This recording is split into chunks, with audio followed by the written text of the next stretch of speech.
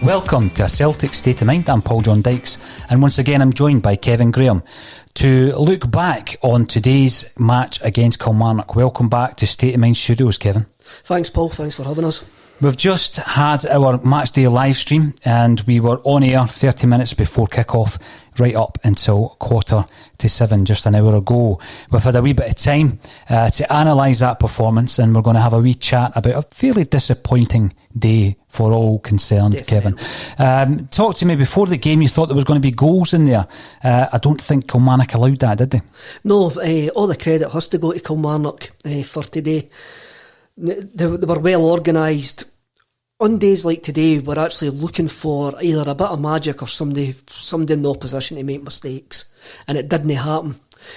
So Kilmarnock deserve all the credit. We didn't play well. Our creative players didn't play well. We didn't react to the goal well.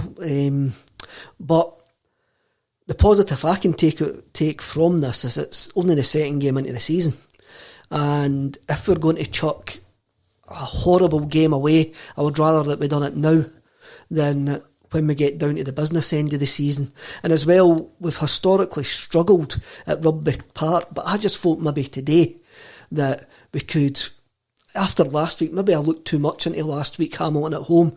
I just thought we maybe would have got the ball forward quicker, played with a bit more energy, worked out how we're going to play on artificial surfaces when teams keep it tight and narrow the park. And it just seemed that we didn't have a plan, and it was very, very simple for the players to use the park as an excuse. Yeah.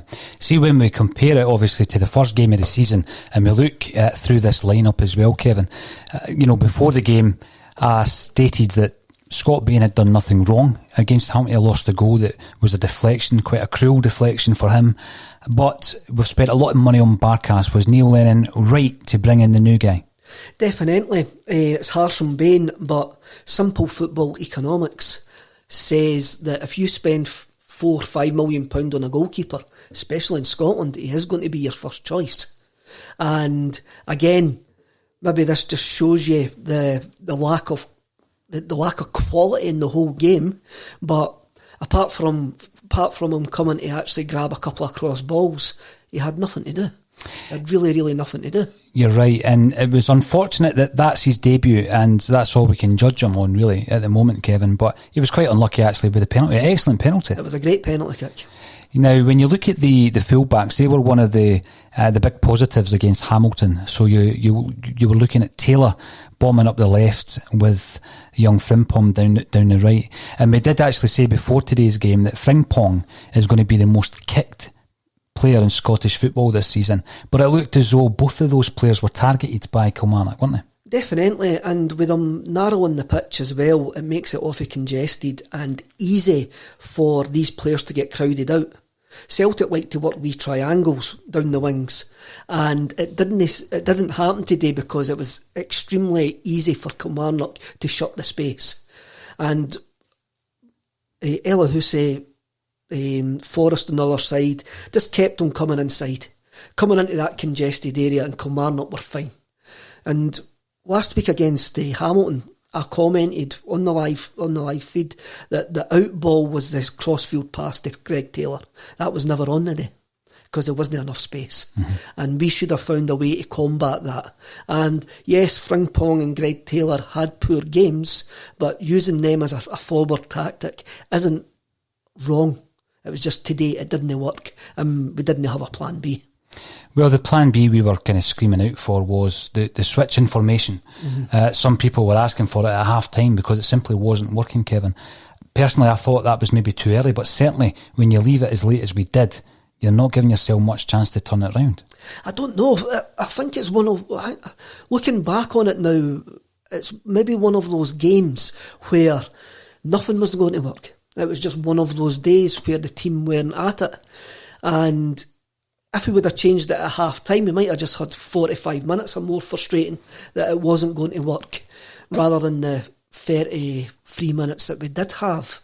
It's everybody's shouting for this 3-5-2, and we spoke to somebody on the coaching staff last season, and it's well known that Lennon and the coaching staff didn't fancy a 3-5-2 because they don't think that they've got the wing backs to play it. But it will be really, really interesting to see. St Mirren will watch that game over the next couple of days, and we go there on Wednesday night, and it'll be interesting to see if Lennon maybe tries to change. I don't think he will. I actually think one bad game doesn't mean you chuck your game plan that you've worked all pre-season for.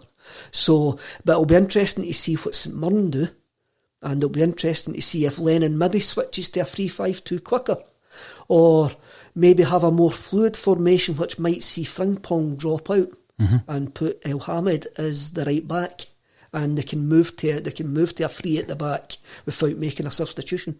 I'm struggling to try and pull some positives from that game, making my notes throughout the second half. But El Hamed's performance was a positive, Kevin. It was, and when he's fit, he's a competent player. And what I look in a player is not their heat map and not their passes. If they look comfortable on the ball and they look comfy and they look natural on the ball, more natural, then he does look more natural on the ball, and he went forward a couple of times. Maybe free, especially if we're playing against a big striker, maybe having that extra cover behind us, which a free can bring, would work. But I do like El Hamed, and people won't actually like this, but I think he is our first choice right back. People won't like it because of the style of play that Frimpong has. It's exciting. But when we speak to Alan Morrison, for example, who does the stats for a Celtic State of Mind, he continually tells us that as a defensive option, Frimpong shouldn't be your first choice. So are you now looking at a situation where Frimpong may even be back up to James Forrest? Or, it all depends on the reaction of Neil Lennon and indeed the reaction of the players, because we crafted very, very little. And it's interesting when you've got so many creative players, how little we did craft. One of the biggest concerns for me was looking on the bench and thinking, who do we bring on to change this? What player has got the creative, spark that can completely change this game? Which player can change it for us? And that was a difficulty, because we ended up bringing off our captain and replacing him with Encham in the hope that Encham might be able to make that telling move. Kevin, was that a concern for you, the lack of creativity on the bench? The lack of creativity, full stop, was a bit of a concern. There was options on the bench to change it, and maybe not the type of options we needed as the game went on. We've spoke at length about a Stephen Fletcher type, and that could have been maybe a game for a Stephen Fletcher type, where we're going to go long, and you need to win the knockdowns, and we didn't have that option. As we commented on the live feed, this wasn't a game for Cham. It didn't look like a game for Cham. Even when we brought him on, he done nothing. But then that's no surprise. Our quick balls forward, long balls forward were aimless. There was no purpose in them. If you're going to play long balls, which is fine to get a defence turning, there's got to be a purpose in the ball that you're actually playing. If there's no purpose, then it's just food and drink for the centre halves. Yep. And you could see times Eddie getting frustrated, Kamala getting frustrated when he came on as well, because they're chasing lost causes. And it was a poor game. The frustration came in the second half as well, with loads of long shots. People just starting hitting the ball off the edge of the boats because there's nothing else on. I felt rather sorry for Edouard, because he worked so hard, but a lot of the high balls, there's no one better at the club than bringing a ball like that down. He can kill it, right? Before you know it, he's got 3 or 4 Kilmarnock players around him, and there was no out ball, Kevin. As you say, they've tightened up the pitch, so the width that we had last week was gone.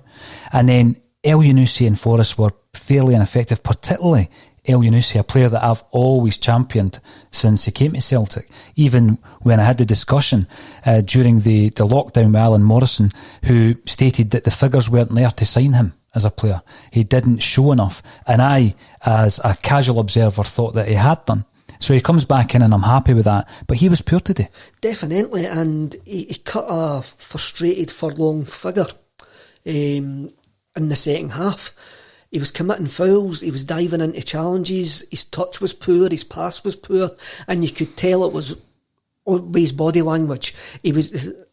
Sometimes people say that players try too hard, and this was one of those days where I think he tried too hard. Instead of taking a step back, taking a deep breath and going, let's see if I can let my natural talent, natural game come through. He tried to force the game, and it was no surprise when he was took off for... Who came on for Kamala in the 64th, 65th minute. So it was that overdue? Because El Yunusi wasn't having a good game. He started committing fouls. Like you say, he was frustrated. Started to commit fouls. Was it overdue, that change? Because I thought, looking at Klimala, and we've heard all about his conditioning and he's looking great, that maybe that change was a wee bit too late in the day. You've two trains of thought here. Lennon's gave them a rocket at half time and he wants to see a reaction. Could he have changed it 5 minutes into the second half when he realised it wasn't going to work?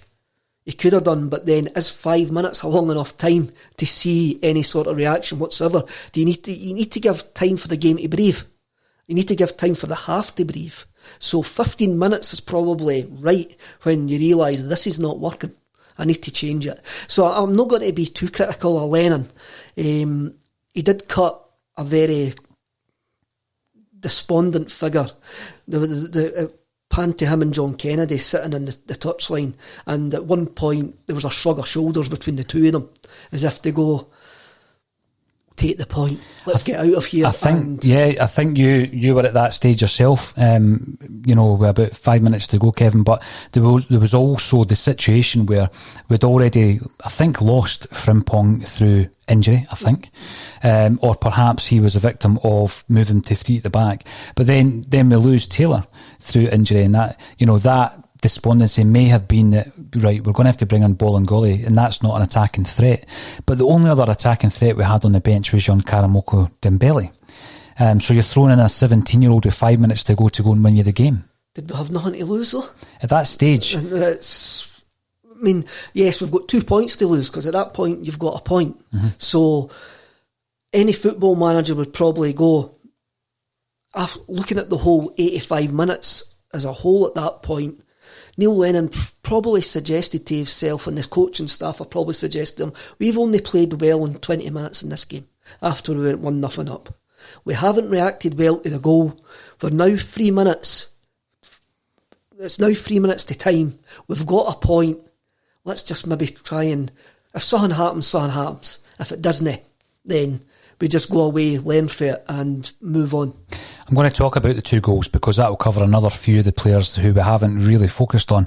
The opener by Christie. Typical Christie. Obviously, he was a wee bit lucky because it was a freakish type strike that went in. But, I actually thought Christie played okay today.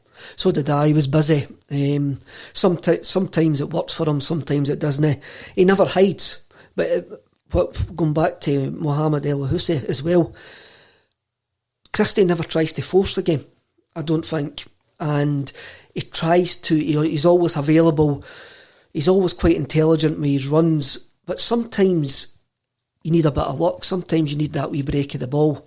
And if you don't get that, then an 8 out of 10 performance becomes a 6 out of 10 performance because you just don't get that break. Something doesn't happen. Our final ball was poor the whole game. And sometimes you look for Christie to give us that. I mean, the tidiest player on the park today was Callum McGregor. Mm-hmm. But again, he lacked the creativity. And he was reduced to the long efforts from outside the shots, box, absolutely. And we know that he's capable of scoring goals like that, Kevin, but on a day like today, you just felt nothing was going to come off after the first half that we had watched. McGregor, for me, was a star man. I think Christie deserved some plaudits also. But when we look at the equaliser from Kilmarnock, it came from a dreadful bit of judgment by Chris Julian. I mean, that's a concern, the way that he reacted there. Definitely. It goes back to the contested ball being out. Julian's the only one that claims for it, and his mind seems to go at that point. The guy goes to the touchline and is going nowhere.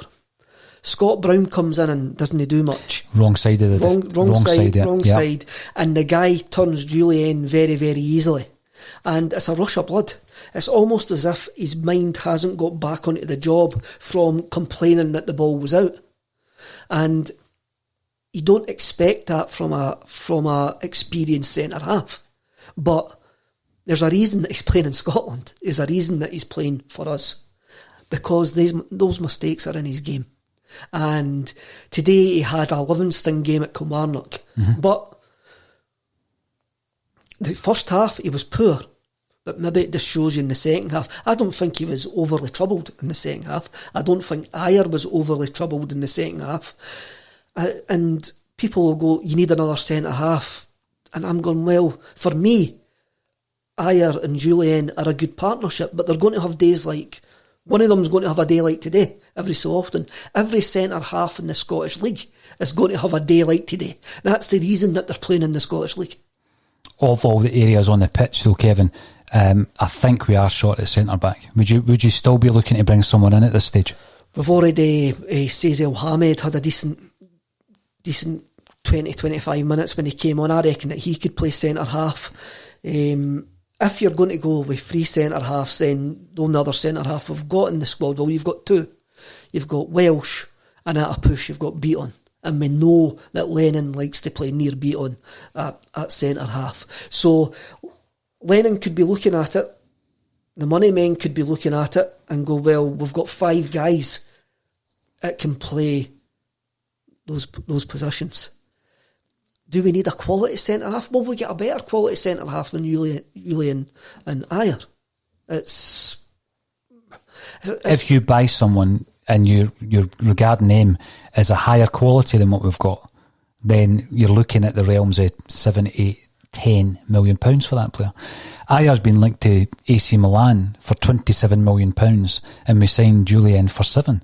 So if we're going to buy in another centre half and improve the squad, which is what we want to do with everybody that comes in, you're looking at a 10 million pound player. I keep banging the drum about Filip Benkovic for a number of reasons, Kevin, and a lot of people disagree with me. I think he's familiar with the club. I think that, yes, he did suffer from injuries, and people have said it's like, why did we get rid of Simunovic just to bring in Benkovic? But in terms of what you've just said there, if they are still our best partnership, Julian and Ayer, and they might even get better when they build on the relationship with Barkas at the back, I think Benkovic is a fantastic second choice, or even pushing one of those. And I would probably say Ayer at the moment, even though Julian's had a bad game, I would probably say that Benkovic would be the player to partner Julian. The problem with Benkovic, he'll be looking for game time. And would he be happy coming to Scotland to be the third choice centre half and usually a 2, knowing that he's only going to get a game if somebody's injured or there's rotation going on? It's a strong back 3 though. It is a strong back 3. I'm not going to disagree with them, and that allows you to push El Hamed out to right wing back to give you even more defensive solidity on that right hand side. There was a rumour about Benkovic that he didn't want to be at Celtic in the first place. And that was one of the reasons when Lennon came back in that he didn't play when he got fit. So would he fancy a move back up to Scotland? Who knows? I mean, it's a really strange situation that he's in Leicester, because he is, I would even say, like, Simunovic was just as good as Benkovic on his day, but Benkovic seemed to have that more consistency. Or is it just a case of absence makes the mind grow fonder? I don't know. It often does, Kevin. It often does. Yeah. I mean, we'll talk about one instance of that just in a few seconds. But the other players from the team that we haven't mentioned, Ayer, I thought he was the better of the two at centre half today. But again, we will need to wait and see whether or not he's going to stay. I think anybody around the figure of £27 million will certainly be entertained, Kevin. But the other one is the absence. You were talking about absence makes the heart grow fonder, certainly, and the mind sometimes, because the mind can play tricks on you.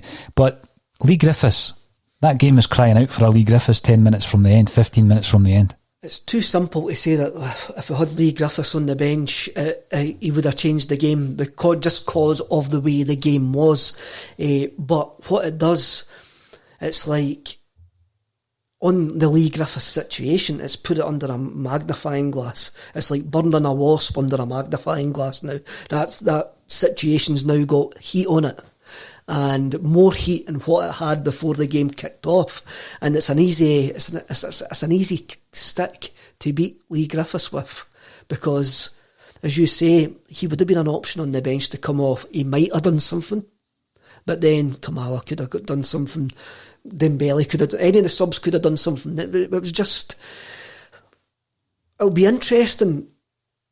Lennon's take over the next couple of days on the Lee Griffiths situation, or if we have another striker in by Wednesday night against St Mirren.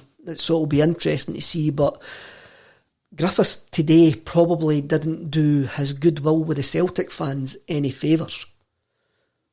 Because we were crying out for a Griffiths type player at various stages of that second half. So when we look ahead to Wednesday then, Kevin, do you think you're going to see a lot of changes, or is Neil Lennon one just to sit back and not panic, go with the personnel that's fared them well, and, today's, performance, we're not going to have that all too often this season, are we?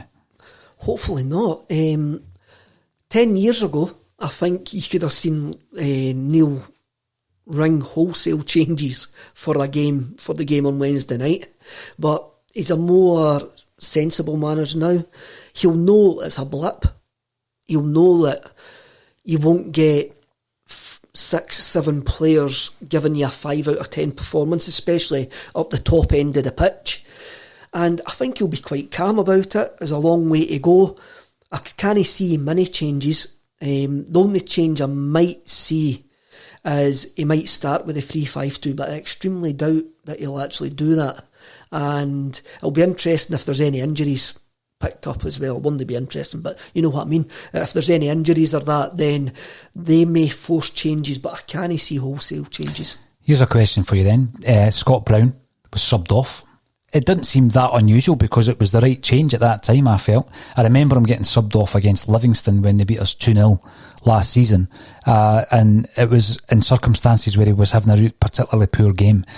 Today, it wasn't really like that. Brown certainly didn't stamp his authority out around the midfield, Kevin, but it was really just a change of approach. Taking Brown off and bringing on one of the more creative players in Encham. Would it be a shock to you if Brown wasn't to play on Wednesday night?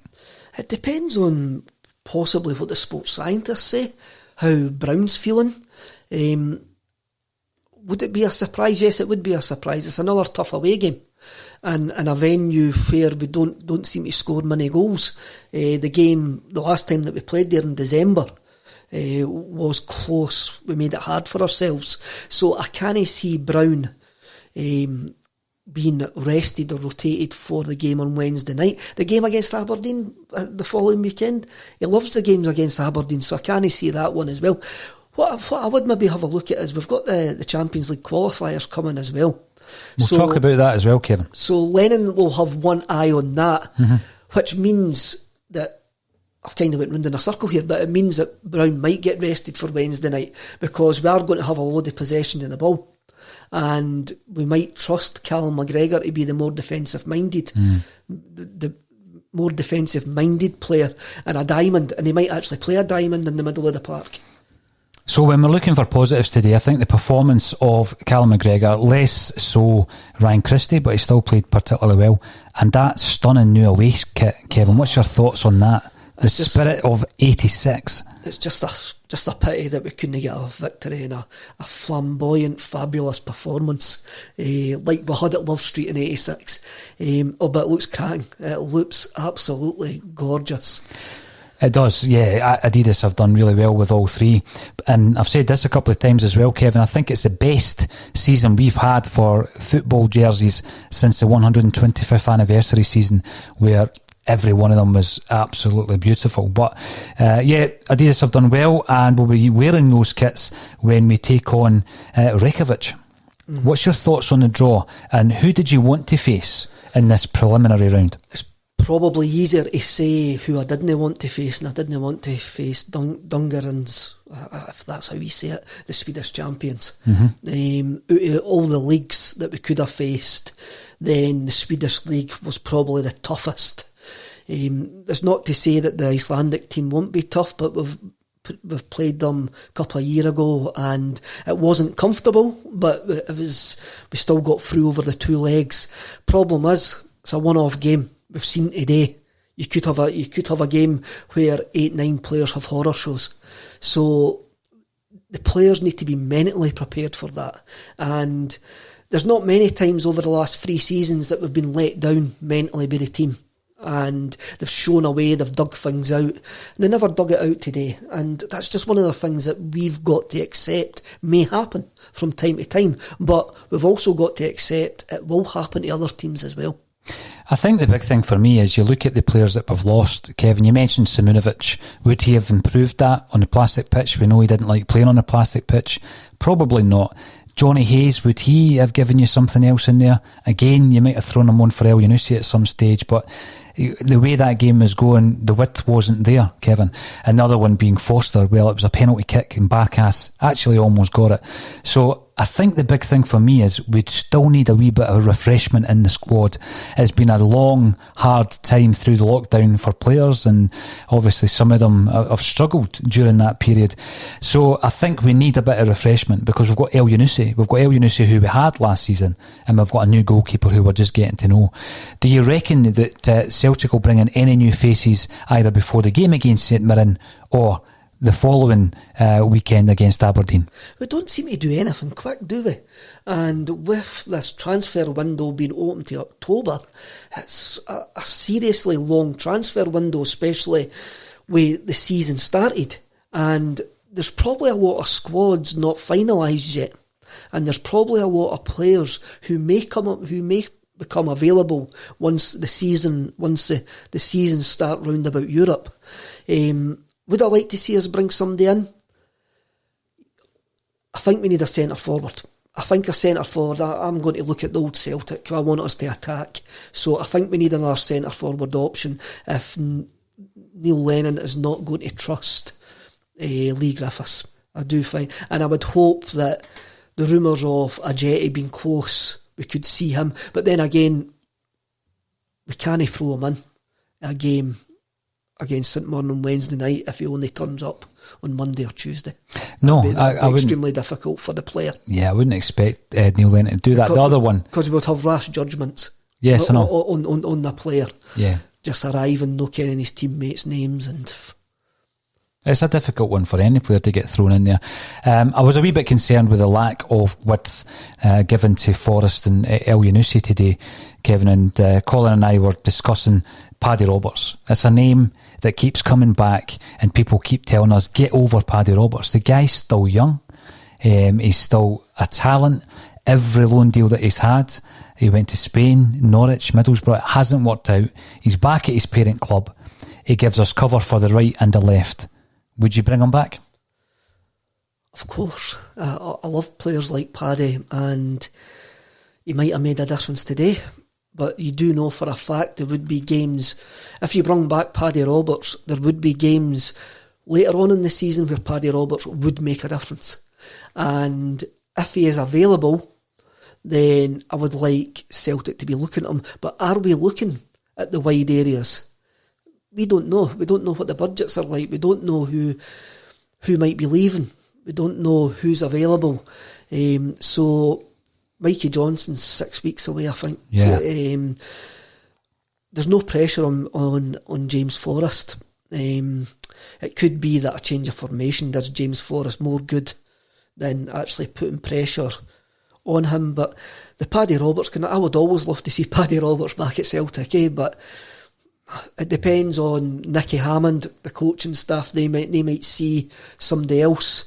Again, all our focus is on the 10, but surely if we bought Paddy Roberts outright for a nominal fee, because it would be a nominal fee, there's still going to be selling value there if he has a great 2 or 3 seasons. So he probably still fits the profile of the players that we go for. Definitely. The other player I would ask you about, Kevin, we've been speaking a lot about the future of Lee Griffiths. What about the future of Tommy Rogic? Completely out the picture now. It's a strange one, because you always hark back to the glorious goal that he scored at Rugby Park when Ronnie Dyler was the manager, the winning goal in the cup final. Is he a Neil Lennon type of player? Can he do the different job? Ryan Christie, for me, and people who know more about football than me will say this is completely wrong, but Ryan Christie is a number 10 with an injury, a number 8. He can do both jobs.